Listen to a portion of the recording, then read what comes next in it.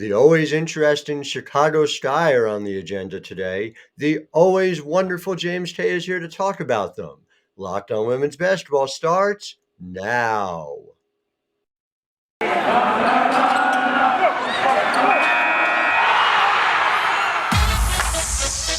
You are Locked On Women's Basketball, your daily podcast on women's basketball.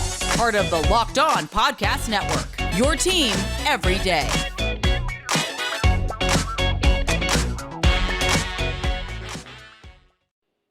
Well, hi there, and welcome to Locked On Women's Basketball. Thank you for making us your first listen every day. If you haven't subscribed yet, go ahead and hit that subscribe button. Everywhere podcasts are found, you can subscribe to our YouTube channel as well. The cost, and I totaled it up, it's nothing, which seems like a really good deal for all of you, so I highly recommend it. Also, make sure you're following all the work we are doing 24/7, 365 at The Next, thenexthoops.com, an opportunity to see over 100 reported pieces on women's basketball every single month. And somebody who's contributed plenty of them with more to come is James Tay, who writes about the Chicago Sky for us. James, obviously, we're recording this on Wednesday. It followed a late night Tuesday night. Now, as I understand it, the Sky had a terrible loss to the Las Vegas Aces. They fell behind by 28. I went to sleep. So I'm just going to take a big swig of this water and look at the box score from what I assume is a terrible loss by Chicago, right? Howard, you're going to have to check again, my man, because, oh my God, the Chicago Sky pulled off the biggest comeback in WNBA history. It was incredible. I can't do a last spit night. take. I can't do a spit take. This is my only computer. I can't take the chance. That's crazy. 28 points down and they come back and win. So, we're going to talk about that and we're going to get into, of course, some of the specific players who are particularly huge for what the Sky are this year, up to 11-5 with that big win over Vegas. Whether it's someone like Azurá Stevens or even just what Emma Meesman has been so far. But when did you start to think, as you're watching that game last night, that they had a chance at a comeback? At halftime, honestly. I mean, this team looks so calm on the bench. This was one of those games where I really wish I could have just read the body language of everyone that was on the bench last game for the Sky, because early on in the game, you saw James Wade sitting down, like taking his seat when he's usually very animated on the sideline, and it looked like it was just going to be one of those long days for the Sky where they get punched in the mouth early on, and maybe they could lessen the deficit from 28 points to like get it to single digits maybe by the end of the game. But this team, they said after the first quarter, they remained calm. They just had to take it play by play. And again, it really felt like a playoff atmosphere when just watching that game. And when you have the championship pedigree that the Sky have, this is just something that like a team like that is going to be able to pull off, even in the most dire circumstances. They have the talent to come back from any deficit. The truth of the matter is that this team has learned how to win in general. I mean, you talk about championship pedigree, but it struck me in much the same way that the Seattle Storm, watching them in person on Sunday, and I've seen them do it. When you win a championship, it seems as if there's an understanding of what is required of you in the moment. And even in a game where you're down by 28, it seems like this team understood it. But I am struck by the fact that the Las Vegas Aces, who were a very good defensive team, they allowed Chicago ultimately to shoot 57.3% from the field. We've talked, and last time you were on the show, we even talked about this, how the Sky were below what you would expect them to be shooting wise. Do you think this is the best sign yet that we are just seeing a regression to the mean?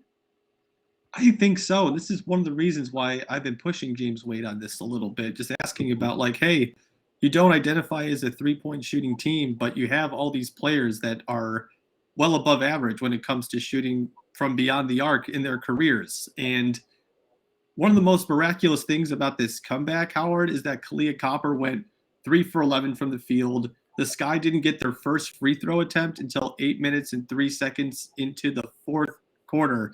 I mean, Mhm. they put up 104 points getting to the line 7 times. So they really needed to really take care of business from beyond the arc. And honestly, this is kind of what I thought the Sky were going to be, a team that could spread the floor, can beat you off the dribble and get to the line, obviously. But again, really nail shots from 3-point range. And the last 2 games, honestly, last 3 games, we've seen that from them. And their offensive upside is just so much higher when they are able to rely on that 3-point shot just a little bit more. But they've also been super efficient from in the paint compared to not so much from that area of the floor, meeting 3-point range throughout this Sure. entire season so far.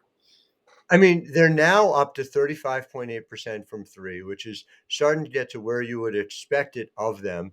I look at somebody like Azurá Stevens, and I think we got to talk about Azurá in a couple of different ways, but obviously shooting 8 for 10 from the field overall for 19 points. Azurá is also, let me double check. Yeah, I am right about that. North of 38% from three, coming off the bench. Just remarkable, remarkable what Azurá Stevens is and has become as I mean, it overstates it. Say Gino used to talk about her, Gino Oriema, as his 6'6" shooting guard, but she's so much more than that for this team. She is the 6th starter on this team, and we saw how easy the transition was when Candace Parker took two games off. She looked great last night, but Azurá Stevens was just able to come right back in and be the 5 that they needed to really just keep this train moving. And she started in the playoffs last year, Howard. I mean, I thought there was a good chance just because of how great she was in the postseason last year that this guy could go more with a 3 big lineup with Misamin, Stevens, and Parker, which James Wade has pretty much abandoned since the start of the season when Kalia Copper came back. I think he just values Mhm. that versatility. So Azurá Stevens was the reason the Sky were able to keep their heads just barely above water after that first quarter. Because I mean, I forget exactly what she started off in the first quarter, but she started the game 6 for 6 on the field, and they don't win this game without her last night. She was just phenomenal.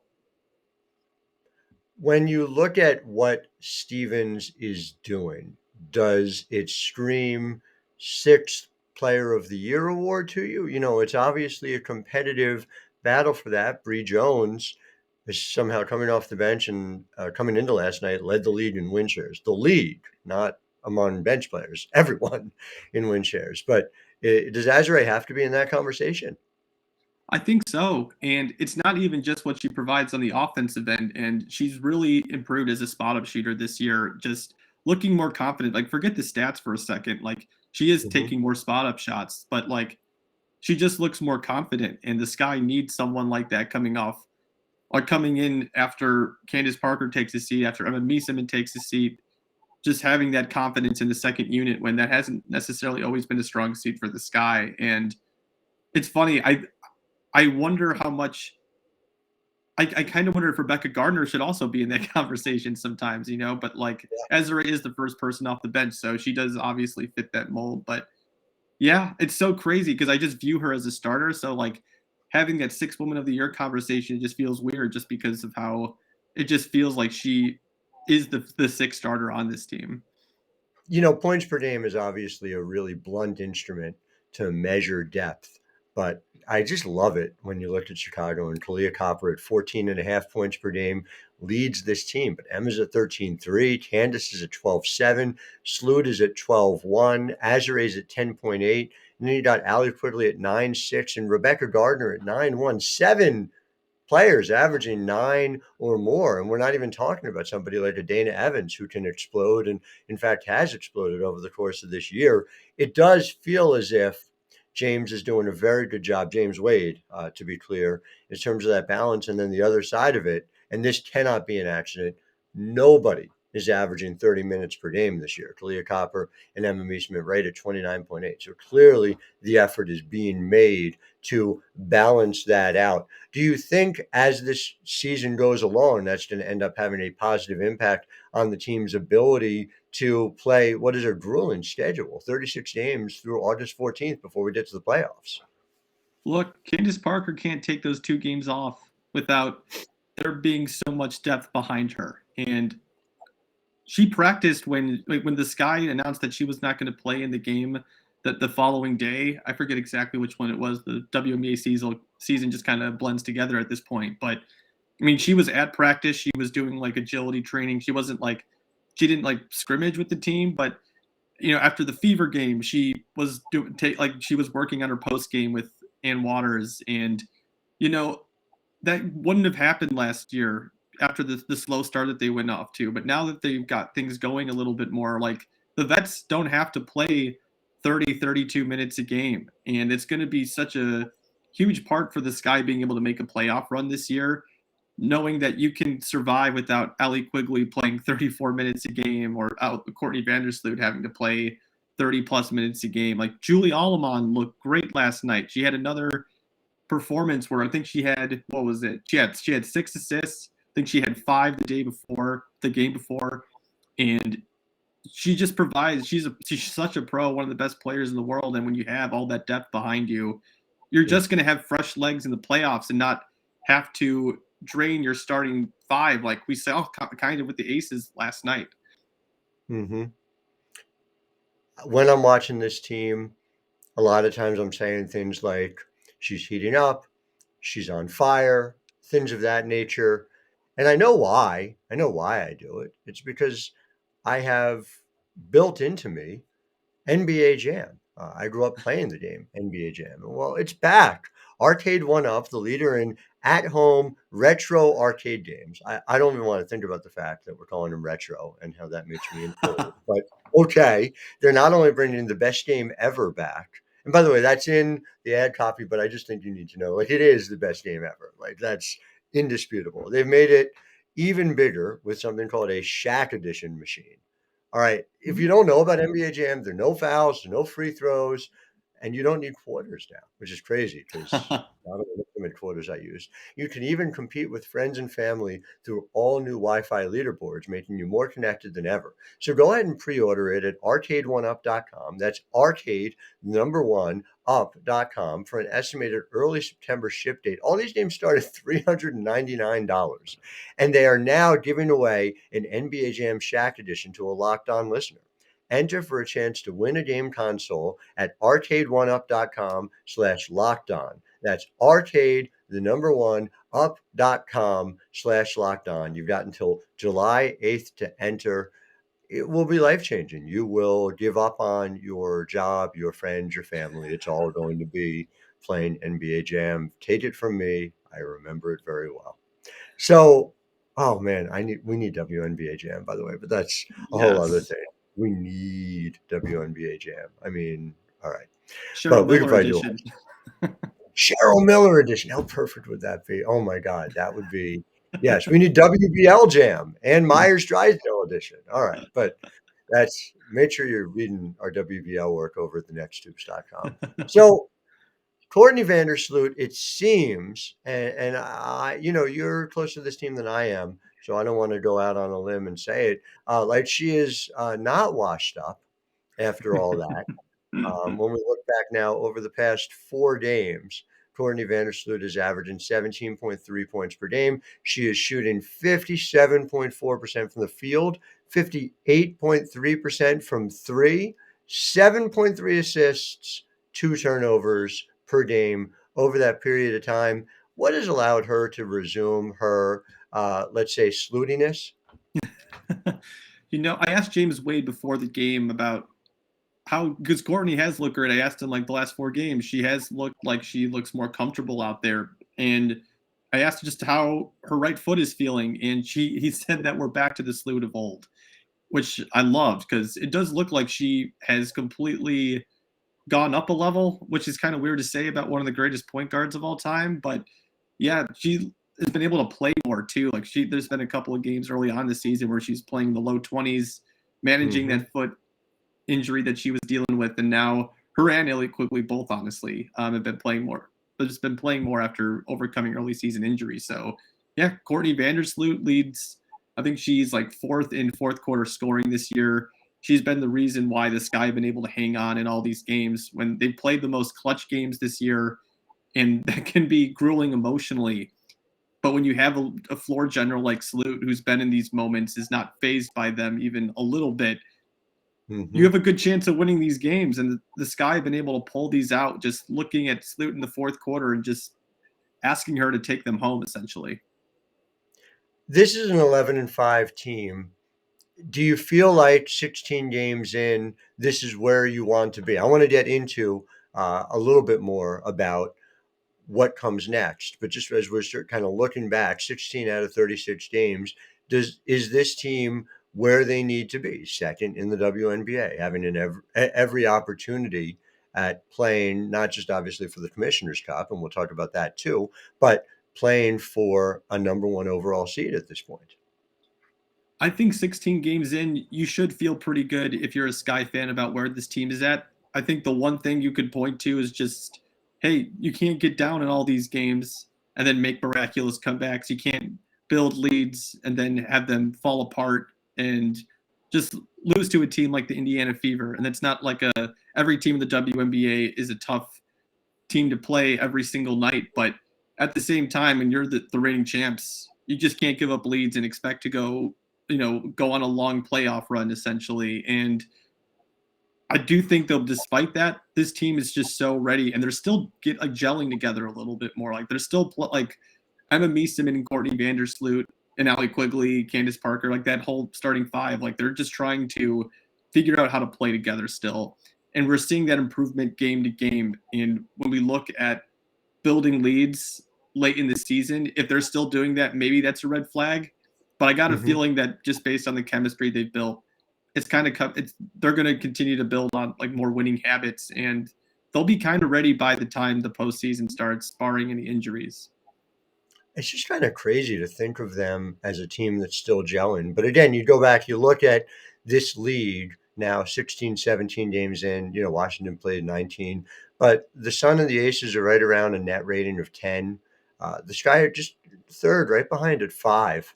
But clearly improving as they go. It feels like they very clearly made an argument that they are within that top tier. And I think last night is probably the best indication yet to be able to do what they did. Nobody can argue that the Sky aren't right there in that conversation once again for the best teams. But specifically to the Commissioner's Cup, I know you're going to be writing a story for us about that over at thenexthoops.com. Very excited.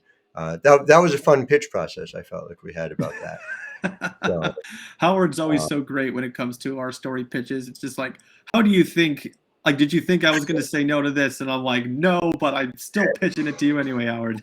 But you do, I no, but like, it's just the level of excitement, the level of enthusiasm, and the fact that it's honestly like it's gratifying for me to feel like, all right, I try very hard to think of everything every day, but I'm going to have blind spots. I'm going to have things that I miss. But to know that this group is always with its eyes on so many different things, it is a very comforting feeling to know you have my back in terms of making sure that we are doing everything we should. And so, yes, Commissioner's Cup is coming up.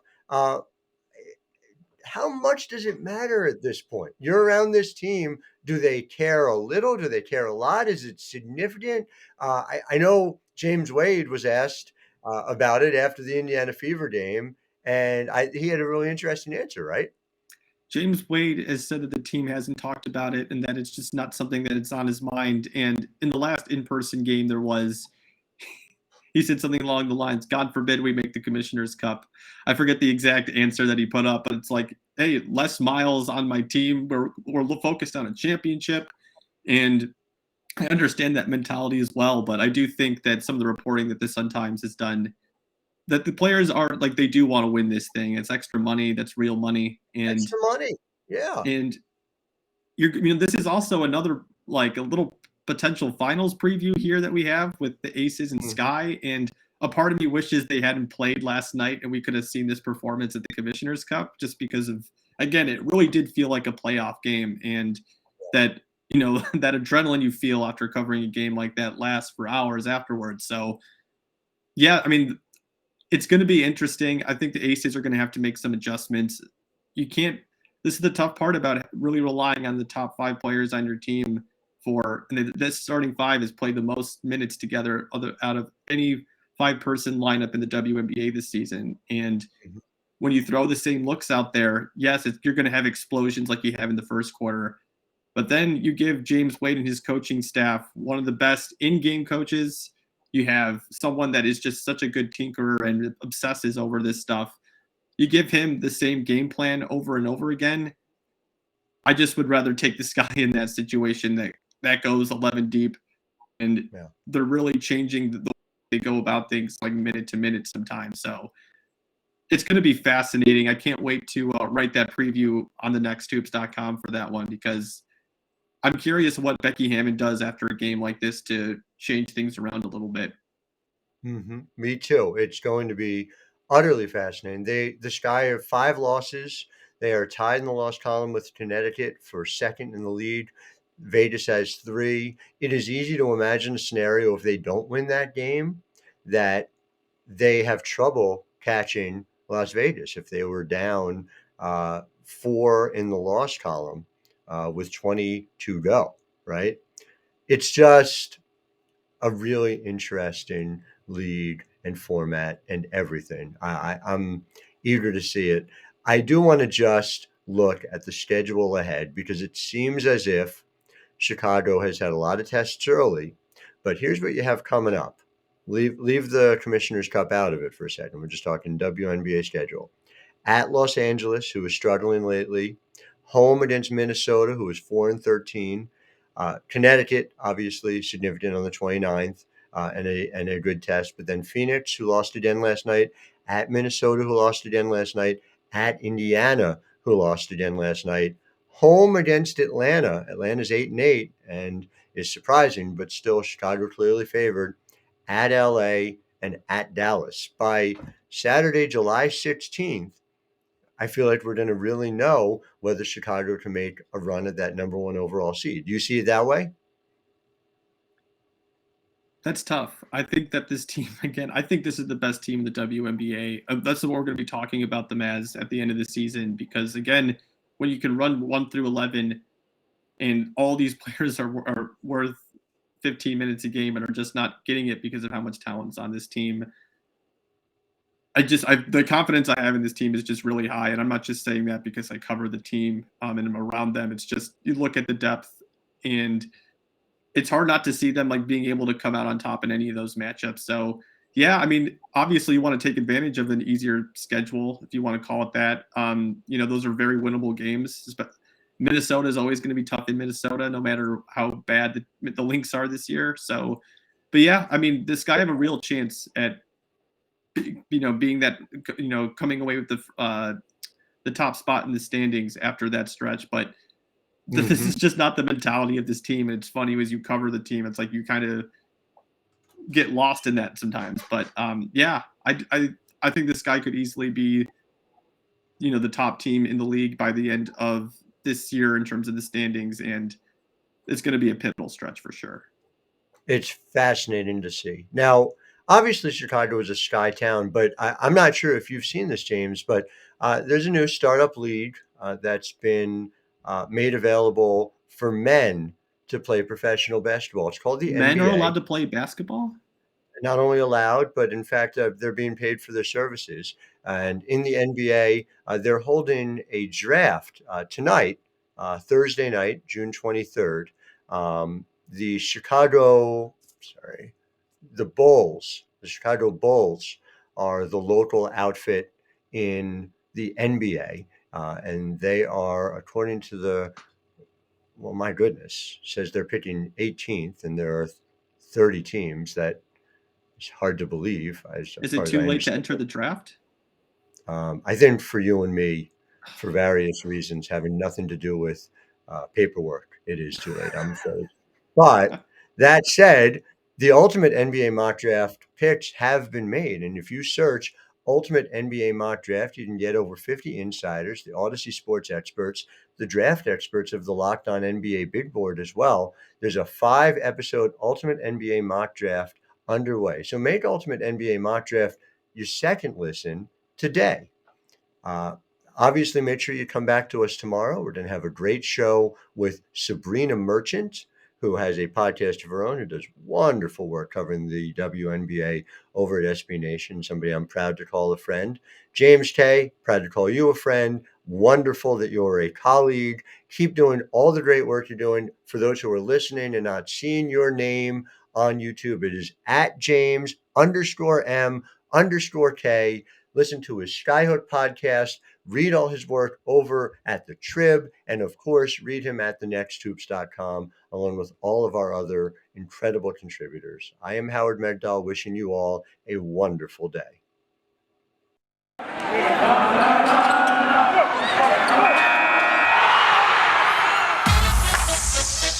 You are Locked On Women's Basketball, your daily podcast on women's basketball. Part of the Locked On Podcast Network, your team every day.